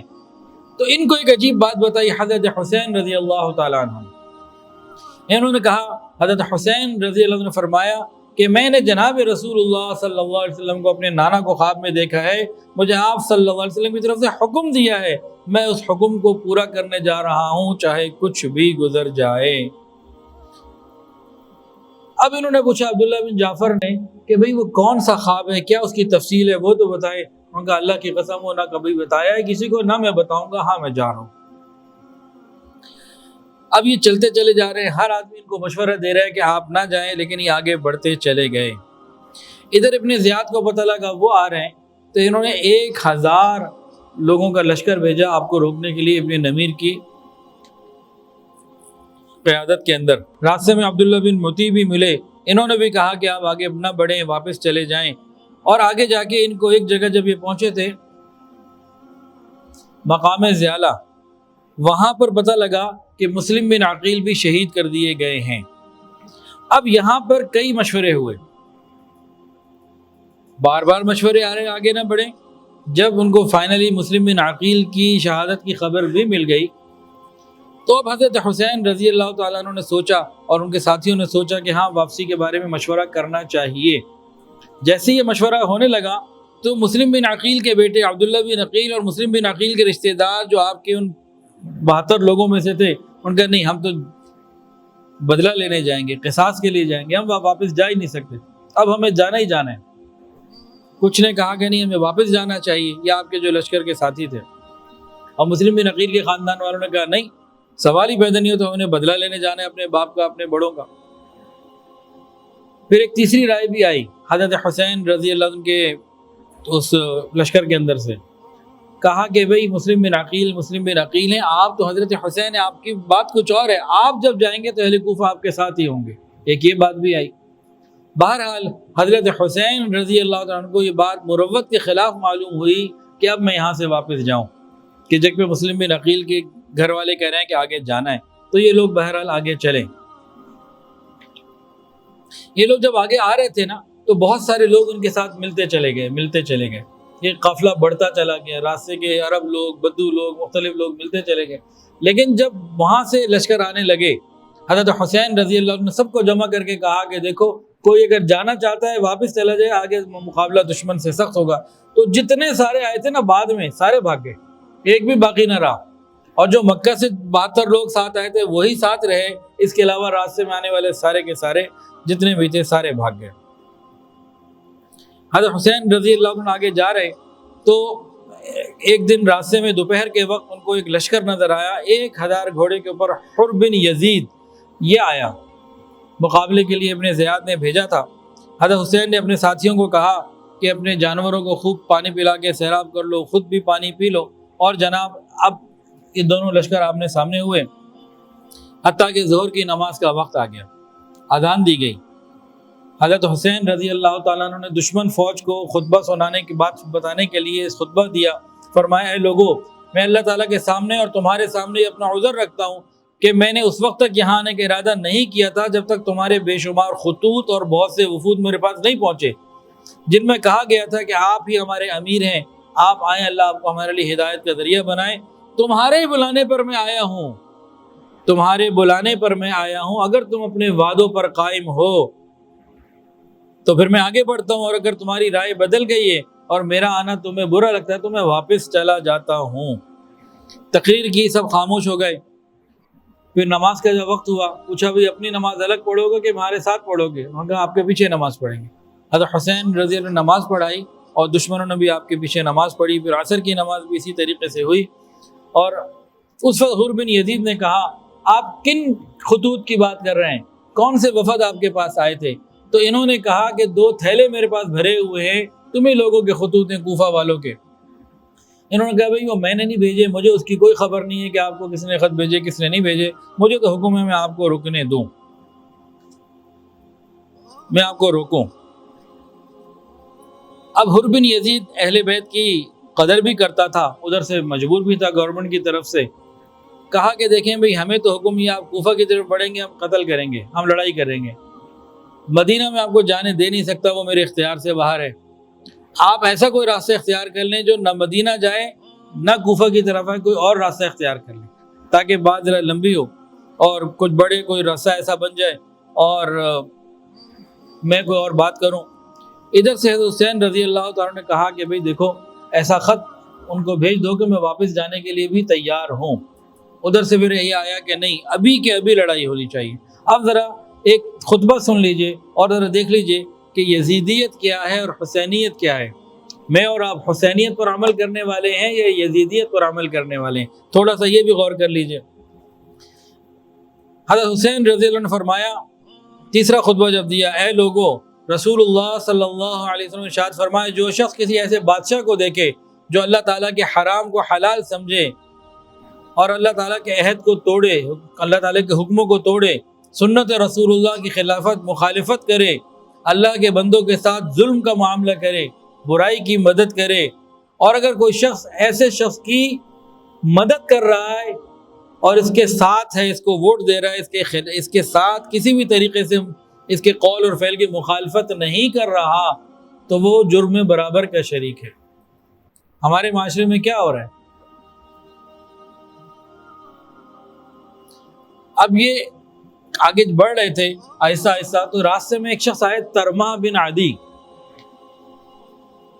حر ابن زیاد نے ملنے نہیں دیا، حر بن زیاد نے ملاقات نہیں حر بن یزید نے ملاقات نہیں کرنے دی۔ حضرت حسین نے کہا یہ میرا بندہ ہے، مجھ سے ملنے آیا، ملاقات تو کرنے دو۔ وہ آ گیا۔ ترما بن معدی نے کہا حضرت آپ آگے نہ جائیں، حالات بہت خراب ہیں، میں بہت بڑا لشکر آپ کے خلاف دیکھتا ہوا آیا ہوں، آپ فیصلہ تبدیل کریں، واپس چلے جائیں۔ انہوں نے کہا نہیں، واپسی کا تو میرا ارادہ نہیں ہے، میں نے واپس تو نہیں جانا اب۔ ترما بن عدی نے کہا اچھا، آپ سامنے قریب راستے میں ایک پہاڑ ہے، وہ میرا پہاڑ ہے، آجا، اس کا پہاڑ کا نام ہے آجا۔ اس نے کہا کہ میں نے کئی بڑی بڑی جنگیں وہاں لڑی ہیں، آپ وہاں آ جائیں، وہاں پناہ حاصل کر لیں، میں انشاءاللہ 10 دنوں کے اندر 20,000 ایسے لوگوں کا لشکر آپ کے قدموں میں کھڑا کر دوں گا کہ جب تک ان میں سے ایک آنکھ بھی زندہ ہے کوئی آپ کو ہاتھ نہیں لگا سکتا۔ لیکن حضرت حسین رضی اللہ عنہ آگے چلتے رہے۔ اب وقت آگے قریب آ رہا ہے، حضرت حسین رضی اللہ تعالیٰ عنہ نے ایک خواب دیکھا اور اس خواب میں گھبرا کے اٹھے، پوچھا، بچوں نے پوچھا کیا ہوا؟ کہا کہ میں نے خواب دیکھا ہے اور کوئی گھڑ سوار میرے پاس آیا اور اس نے کہا کہ کچھ لوگ چل رہے ہیں اور ان کی موتیں ان کے ساتھ چل رہی ہیں، مجھے اس سے محسوس ہوا کہ شاید یہ آج ہماری موت کی خبر ہمیں دی گئی ہے۔ یہ آگے چلتے رہے۔ بہرحال حضرت حسین رضی اللہ عنہ کا پانی بند کر دیا گیا اور حضرت حسین رضی اللہ عنہ نے یہاں پہ 3 باتیں جو ہیں نا وہ عبید اللہ بن زیاد کی طرف بھیجی۔ حر بن یزید خوش ہو گئے کہ چلو اب معاملہ بن جائے گا۔ حضرت حسین رضی اللہ تعالیٰ عنہ عمر بن سعد رضی اللہ حضرت حسین رضی اللہ عنہ کی ملاقات عمر بن سعد سے ہوئی اور 3 باتیں بھیجی۔ کہا کہ دیکھو، نمبر 1، میں جہاں سے آیا ہوں مجھے واپس جانے دو، میں لڑائی نہیں چاہتا۔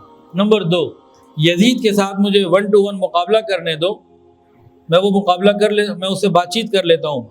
پہلی بات کیا کی کہ مجھے واپس جانے دو، میں جہاں سے آؤں چلا جاتا ہوں۔ دوسری بات، یزید کے ساتھ میری ملاقات کرا دو، میں 1 to 1 اس سے بات کر لوں گا۔ یا پھر تیسری بات یہ قبول کر لو کہ مجھے سرحدوں کی طرف کہیں بھیج دو، میں وہاں چلا جاؤں گا، یہاں سے میں جانا چاہتا ہوں۔ تو یہ لوگ بہت خوش ہو گئے کہ چلو مسئلہ حل ہونے لگا ہے۔ فوری طور پر عبید اللہ بن زیاد کو یہ خط بھیجا گیا۔ عبید اللہ بن زیاد بھی کسی قدر تیار ہو گیا، لیکن ایک اور بدبخت تھا، شمر ذی الجوشن۔ اس نے کہا آپ مہلت دے رہے ہیں ان کو، آج اگر آپ نے چھوڑ دیا تو دوبارہ یہ آپ کے قابو آنے والے نہیں۔ ایک ہی بات ہے، یا تو ابھی اور اسی وقت یہ یزید کی بیعت کرے، نہیں تو پھر لڑنے کے لیے تیار ہو جائیں، دوسری کوئی بات ہے۔ خیر یہ کوشش ان لوگوں نے کی۔ اب 9 محرم ہے، حضرت حسین رضی اللہ عنہ نے کہا آج رات مجھے عبادت کے لیے اور وصیت کے لیے دے دو۔ ان کو دے دی گئی، پانی ان لوگوں کا بند ہے۔ حضرت حسین رضی اللہ عنہ نے رات کو اپنے سارے لوگوں کو جمع کیا، خطبہ دیا، اور وہ ساری رات سب لوگ عبادت میں، دعا میں، استغفار میں، تہجد میں لگے رہے۔ حضرت حسین رضی اللہ عنہ نے سب کو یہ کہا کہ ان کو صرف میری ضرورت ہے، اس پورے قافلے میں اگر میں ان کو مل جاؤں تو پھر کوئی ان کو دوسرے سے کوئی لینا دینا نہیں، تو میں آپ سب کو اجازت دیتا ہوں جو جانا چاہتا ہے چلا جائے۔ سب نے منع کر دیا کہ آپ کے بغیر زندگی کا کیا مزہ۔ مسلم بن عقیل کو بھی، ان کے جو بچے تھے، ان کے جو بنو عقیل کے لوگ تھے، ان کو بھی کہا کہ بنو عقیل تم لوگ جانا چاہتے ہو تم لوگ چلے جاؤ۔ انہوں نے کہا کہ نہیں، آپ کے بغیر زندگی کا اب کوئی مزہ نہیں، اب آپ کے بغیر ہم واپس نہیں جائیں گے۔ کہا کہ اللہ تعالیٰ نے مجھے ایسے ساتھی دیے ہیں جو سب سے زیادہ وفادار اور سب سے زیادہ خیال کرنے والے ہیں۔ اب 10 محرم کی صبح لڑائی شروع ہونے لگے کا وقت تھا، تو سامنے جو دشمن کی تعداد تھی اس کی تعداد تھی 4000، یہ تھے 72۔ ایک حصے کا امیر تھا حر بن یزید، جو شروع سے ساتھ چلا آ رہا تھا، یہ عین 10 محرم کو ان کو چھوڑ کے ادھر سے آیا اور اس نے حضرت حسین رضی اللہ عنہ کی طرف سے باقاعدہ لڑائی کی اور یہیں سے مسلمانوں کی طرف سے ہی شہید ہوا۔ حضرت حسین رضی اللہ عنہ نے 10 محرم کو پھر ایک اور خطبہ دیا، کہا لوگوں میری بات سنو، جلدی نہ کرو تاکہ میں نصیحت کا حق ادا کر سکوں اور تمہیں میں اپنے یہاں آنے کی وجہ بتاؤں۔ اگر تم میری بات کو قبول کرو اور مجھے سچا جانو تو میرے ساتھ انصاف کرو جس میں تمہاری بھلائی ہے، تمہارے لیے میرے قتل کا کوئی جواز نہیں بنتا، اور اگر تم میری بات کو قبول نہ کرو اور تم پھر وہی کام کرو گے اور مجھے مہلت نہیں دو گے تو پھر تمہارے لیے بربادی ہے آخرت کے اعتبار سے۔ حضرت حسین رضی اللہ عنہ نے فرمایا، اے لوگو میرا نسب دیکھو میں کون ہوں، اپنے دلوں میں غور کرو، کیا تمہارے لیے جائز ہے کہ تم مجھے قتل کرو، میری عزت پر ہاتھ ڈالو؟ کیا میں تمہارے نبی صلی اللہ علیہ وسلم کی صاحبزادی کا بیٹا نہیں ہوں؟ کیا میں اس باپ کا بیٹا نہیں ہوں جو رسول اللہ صلی اللہ علیہ وسلم کا چچا زاد بھائی اور امیر المومنین تھا؟ کیا سید الشہداء میرے باپ کے چچا نہیں؟ کیا جعفر طیار میرے چچا نہیں؟ کیا تمہیں حدیث نہیں پہنچی کہ رسول اللہ صلی اللہ علیہ وسلم نے مجھے اور میرے بھائی کو جنت کے نوجوانوں کا سردار کہا ہے؟ کیا تم میری اس بات کی تصدیق نہیں کرتے ہو؟ اور یاد رکھو میں نے کبھی جھوٹ نہیں بولا، اور جب سے مجھے معلوم ہوا جھوٹ بولنے سے اللہ ناراض ہوتے ہیں میں نے کبھی جھوٹ نہیں بولا، اور اگر تمہیں میری باتوں کو یقین نہیں آ رہا تو تمہارے اندر ایسے بہت سے لوگ موجود ہیں جو ان باتوں کی تصدیق کریں گے۔ اور اس کے بعد انہوں نے کوفہ کے لوگوں کو ان کے خط دکھائے اور نام لے کے، دیکھو تم نے بلایا، تم نے بلایا، تم نے بلایا، تم نے بلایا، تمہارے خطوط ہے، وہ سارے کے سارے مکر گئے کوفہ کے جو بڑے بڑے رئیس تھے۔ اور اس کے بعد انہوں نے کہا، اے لوگوں کو اگر تم میرا آنا پسند نہیں کرتے تو مجھے چھوڑ دو، میں کسی ایسی زمین میں چلا جاتا ہوں جہاں امن ملے۔ بہرحال اس کے بعد یہ لڑائی شروع ہو گئی، اور وہ لوگ زیادہ تھے، یہ لوگ جمع مردی سے لڑتے رہے۔ ادھر حضرت حسین رضی اللہ عنہ کے بیٹے علی اکبر بھی شہید ہوئے، اور بھی ساتھی ایک ایک کر کے شہید ہوتے رہے، آپ بھی بہادری کے ساتھ لڑتے رہے، آپ کے گھر والے بھی شہید ہوتے رہے۔ ایک عجیب دنیا نے منظر دیکھا کہ ایک نوجوان ایسا ہے جو دشمنوں میں گھرا بھی ہوا ہے، 3 دن سے پانی بھی نہیں ملا، گھر والے بھی پریشان ہیں، اولاد سگی شہید ہو رہی ہے، ساتھی قریبی شہید ہوتے چلے جا رہے ہیں، لیکن جدھر سے بھی دشمن کے لشکر آتے ہیں حملہ کرنے، اور دشمن نہیں ڈر رہا ہے، اور یہ ہمت اور جمع مردی کے ساتھ جدھر جاتے ہیں دشمن وہاں سے بھاگنے کی کوشش کرتا ہے۔ کرتے کرتے ان کے بیٹے شہید ہوئے، ان کے بھتیجے قاسم شہید ہوئے، یہ ان کی لاشیں رکھتے رہے ایک سائڈ کے اوپر، پھر اپنے چھوٹے بچے کو اپنے گود میں لیا، چھوٹا دودھ پیتا بچہ گود میں تھا، دشمن کی طرف سے ایک تیر آیا جو اس بچے کے گلے میں پیوست ہو گیا، وہ بچہ بھی شہید ہو گیا۔ اس وقت حضرت حسین رضی اللہ تعالیٰ نے معصوم بچے کا خون لے کے زمین میں بکھیر دیا اور یہ دعا کی، یا اللہ تو ہی ان ظالموں سے ہمارا انتقام لے۔ اس کے بعد شمر 10 آدمیوں کے ساتھ حضرت حسین رضی اللہ عنہ کی طرف بڑھا۔ حضرت حسین رضی اللہ عنہ شدید پیاس اور بے شمار زخموں کے باوجود مقابلہ کر رہے تھے، اور اس کے بعد مزید لوگوں نے اکٹھا ہجوم کر کے جو حملہ کیا، حضرت حسین رضی اللہ تعالیٰ عنہ شہید ہو گئے، اور شمر نے خولی بن یزید سے کہا ان کا سر کاٹ دو، لیکن اس کے ہاتھ کانپ گئے۔ پھر ایک اور بدبخت سنان بن انس، اس نے آپ کا سر کاٹا۔ بعد میں جب آپ کی لاش کو دیکھا گیا تو 33 زخم نیزوں کے تھے اور 34 زخم تلواروں کے تھے۔ 33 نیزوں کے زخم آئے اور 34 تلواروں کے زخم آئے، اور تمام جو بڑے حضرات تھے، مرد حضرات بڑی عمر کے سب شہید کر دیے گئے۔ صرف ایک حضرت زین العابدین رحمۃ اللہ علیہ بیمار تھے، چھوٹی عمر کے تھے، ان کو جو ہے وہ چھوڑ دیا گیا۔ بعد میں ابن زیاد بدبخت کا یہ بھی حکم تھا کہ ان کی لاش کو گھوڑوں کے نیچے رکھا جائے، تو گھوڑوں کے ساتھ روندا بھی گیا۔ انا للہ و انا الیہ راجعون۔ اس کے بعد ان حضرات میں سے بعض حضرات کے، خاص طور سے حسین رضی اللہ عنہ کا سر جو ہے نا، سر مبارک جسم سے کاٹ کے الگ کیا گیا، اور یہ ابن زیاد کے سامنے لے کے گیا۔ ابن زیاد کے سامنے جب سارے سروں کو رکھا گیا تو ایک چھڑی سے ابن زیاد حضرت حسین رضی اللہ تعالیٰ عنہ کے ہونٹوں کو ہاتھ لگانے لگا، چھڑی لگانے لگا۔ زید بن ارقم سے رہا نہ گیا رضی اللہ عنہ، کو فرمانے لگے کہ اپنی چھڑی ان مبارک ہونسوں سے ہٹا لو، خدا قسم ہے اس ذات کی جس کے سوا کوئی معبود نہیں، میں نے رسول اللہ صلی اللہ علیہ وسلم کو ان ہونٹوں کو بوسہ دیتے ہوئے دیکھا ہے۔ ابن زیاد کو غصہ آ گیا، کہنے لگا اگر بوڑھے نہ ہوتا تو تمہاری گردن بھی اتار لیتا۔ پھر یہ سر یزید کے پاس بھیجے گئے، یزید نے بھی اپنی چھڑی حضرت حسین رضی اللہ عنہ کے سر ہونٹوں کو جب لگائی تو اس وقت ایک اور صحابی وہاں قریب تھے، وہ تھے ابو برزہ اسلمی رضی اللہ تعالیٰ عنہ۔ انہوں نے کہا اے یزید، اپنی چھڑی حسین کے دانتوں پر لگاتا ہے، میں نے رسول اللہ صلی اللہ علیہ وسلم کو دیکھا ہے کہ ان کو ان ہونٹوں کو بوسہ دیتے تھے۔ اے یزید، قیامت کے دن تو آئے گا، تیری شفاعت تو ابن زیاد ہی کرے گا، اور حسین آئیں گے تو ان کے شفیع محمد رسول اللہ صلی اللہ علیہ وسلم ہوں گے۔ یہ کہہ کر پھر وہاں سے تشریف لے گئے۔ یہ واقعہ تو ہو گیا۔ اس کے بعد یزید کی بدنامی پوری عالم اسلام، پوری اسلامی دنیا کے اندر ہوئی۔ بعد میں روتا تھا اور غم کرتا تھا کہ کاش میں یہ کام نہ کرتا تو اتنی ذلت اور رسوائی مجھے نہ ملتی جو اب مل رہی ہے۔ اور بہت زیادہ عرصہ بھی نہ رہا، 2-3 سال ہی رہا، اس کے بعد اس کا انتقال ہو گیا۔ شہادت کے وقت میں 2 احادیث ذرا سن لیجئے۔ بہقی میں ایک بات لکھی ہوئی ہے کہ عبداللہ بن عباس رضی اللہ تعالی عنہما، جنہوں نے منع کیا تھا حضرت حسین کو جانے سے، مشورہ دیا تھا کہ نہ جائیں، انہوں نے خواب دیکھا کہ رسول اللہ صلی اللہ علیہ وسلم دوپہر کا وقت ہے اور آپ کے بال عجیب سے ہیں، پریشانی کے عالم میں، ایک شیشے کے اندر خون ہے۔ عبداللہ بن عباس نے پوچھا یا رسول اللہ خیریت تو ہے، آپ اتنے پریشان ہیں اور یہ خون کیسا ہے؟ فرمایا کہ یہ میرے بیٹے حسین کا خون ہے، میں قیامت کے دن اللہ کے سامنے پیش کروں گا۔ یہ میرے بیٹے حسین کا خون ہے جسے میری امت نے شہید کر دیا، قیامت کے دن میں اللہ کے سامنے پیش کروں گا، اس کو اپنے پاس رکھنا۔ حضرت عبداللہ بن عباس رضی اللہ تعالیٰ عنہ فوراً سمجھ گئے کہ یہ واقعہ ہو چکا ہے، حضرت حسین شہید کر دیے گئے، لوگوں کو اطلاع دے دی۔ انہوں نے اسی وقت خواب کی بنیاد پر چند دن کے بعد جب لوگ آئے اور پتہ لگا تو وہ دن اور وقت وہی تھا جس وقت انہوں نے خواب دیکھا۔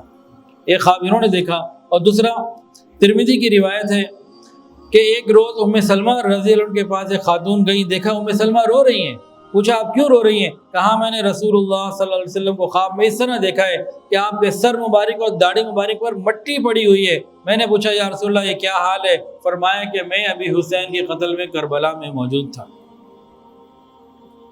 حضرت حسین رضی اللہ تعالیٰ عنہ کے بارے میں نبی علیہ السلام نے فرمایا حسین مجھ سے اور میں حسین سے ہوں، یا اللہ جو حسین کو محبوب رکھے تو اسے محبوب رکھ۔ حضرت حسین رضی اللہ تعالیٰ عنہ بہت ہی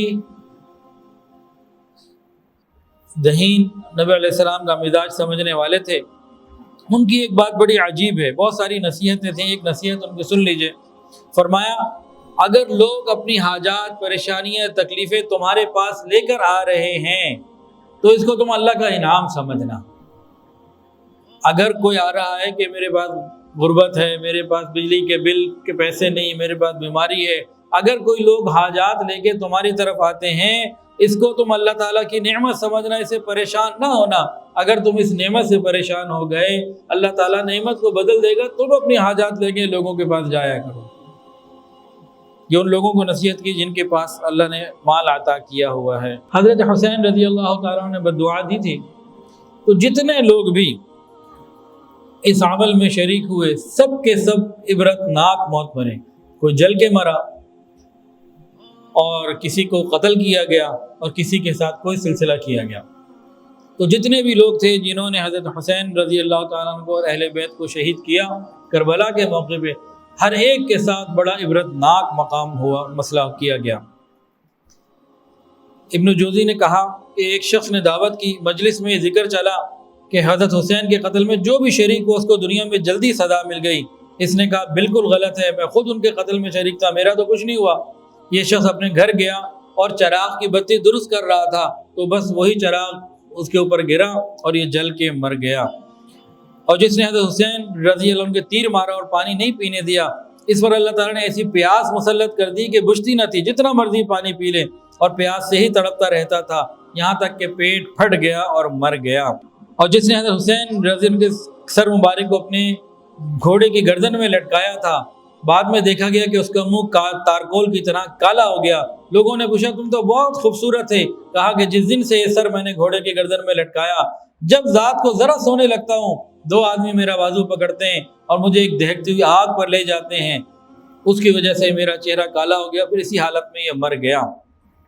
تو جتنے بھی تھے، کوئی قتل ہوا، کوئی چہرے کو مسخ کیا گیا، کسی کا کچھ، سارے کے سارے جو ہے وہ اسی طریقے سے اس کے ساتھ معاملہ ہوا۔ شمر ذی الجوشن جو سب سے زیادہ بدبخت تھا، اس کو قتل کر کے اس کی لاش کتوں کے آگے ڈال دی گئی۔ عبداللہ بن اسید، مالک بن بشیر اور اسی طرح چند لوگوں کا محاصرہ کر لیا گیا۔ انہوں نے رحم کی درخواست کی تو مختار نے کہا ظالمو، تم نے حضور صلی اللہ علیہ وسلم کے نواسے پر رحم نہیں کیا، تم پر کیسے رحم کیا جائے؟ تو پھر ان سب لوگوں کو قتل کیا گیا اور ان کے ہاتھ پاؤں کاٹ کے پھینک دیا گیا۔ تو جتنے بھی لوگ تھے سارے کے سارے اس طریقے سے زبردست عبرتناک انجام کے مستحق بنے۔ اور آخر میں پھر وہی بات کہ واقعات بہت ساری کتابوں میں بہت سارے انداز سے ہے، تو میں نے جو یہ آپ کو سنایا ہے حضرت مفتی محمد شفیع رحمۃ اللہ علیہ، مفتی تقی عثمانی صاحب حضرت شیخ الاسلام حضرت مفتی تقی عثمانی صاحب دامت برکاتہ العالیہ کے والد گرامی ان کی کتاب سے ہے۔ اس میں بہت اعتدال کے ساتھ مناسب انداز سے یہ لکھا گیا، اس کا نام ہے کتاب کا شہید کربلا۔ شہید کربلا حضرت مفتی اعظم مفتی شفیع صاحب رحمۃ اللہ علیہ، حضرت شیخ الاسلام حضرت مفتی تقی عثمانی صاحب دامت برکاتہ العالیہ کے والد اور دارالعلوم کراچی کے بانی حضرت مولانا اشرف علی تھانوی رحمۃ اللہ کے خلیفہ۔ تو کربلا کے واقعے میں افراد و تفرید بہت ہے، اور ہم تمام صحابہ کرام سے محبت کریں، کسی بھی صحابی کے لیے ہمارے زبان سے کوئی بات نہ نکل جائے۔ بعض مرتبہ لوگ کربلا کا واقعہ جب بیان کرتے ہیں تو کسی نہ کسی صحابی کو بھی مورد الزام ٹھہرا کر اور ان کے بارے میں غلط بیانی، غلط زبانی زبان درازی کرتے ہیں۔ ہمیں اپنے ایمان کی حفاظت کرنی ہے، اس بات کا بہت زیادہ خیال رکھنا ہے۔ قیامت کے دن ہم سے جو سوالات پوچھے جانے ہیں اس کے لیے تیاری کی فکر کریں، ہمارے لیے یہی بہتر ہے۔